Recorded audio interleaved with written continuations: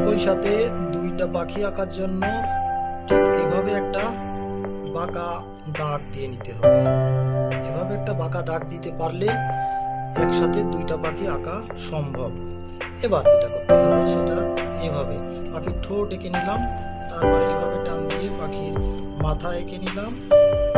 মাথা এঁকে ঠিক এইভাবে পিছন দিকে এইভাবে টেনে আসতে হবে, ঠিক যেন একটা পাখি ডালের উপরে বসে আছে। এইভাবে একই সিস্টেমে দুইটা পাখি আঁকা হয়ে যাবে।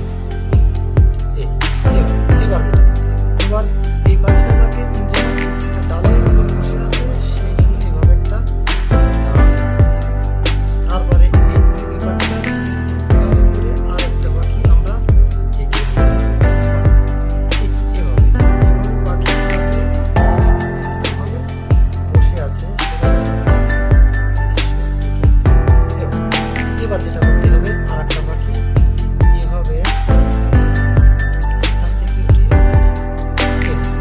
এভাবে টেনে নিতে হবে।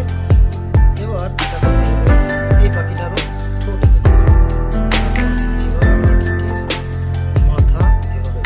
এবার এটা হচ্ছে একসাথে দুটো পাখি আঁকা সিস্টেম। এভাবে ডালের ওই সাইড দিয়ে যে তারটা আছে এটা বোঝানোর জন্য এইভাবে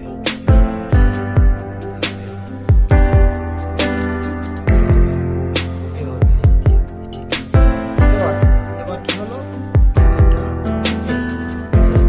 আরেকটা পাখি এভাবে আছে। এবার যেটা করতে হবে তার জন্য এখানে পাখির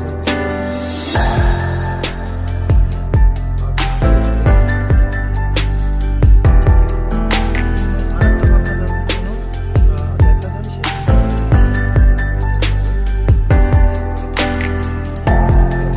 তারপর যেটা করতে হবে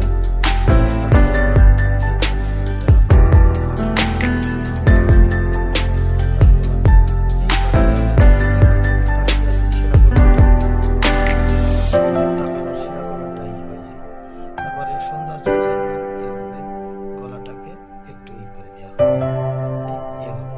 এটা হচ্ছে একই সাথে দুইটা পাখি আঁকানোর সিস্টেম।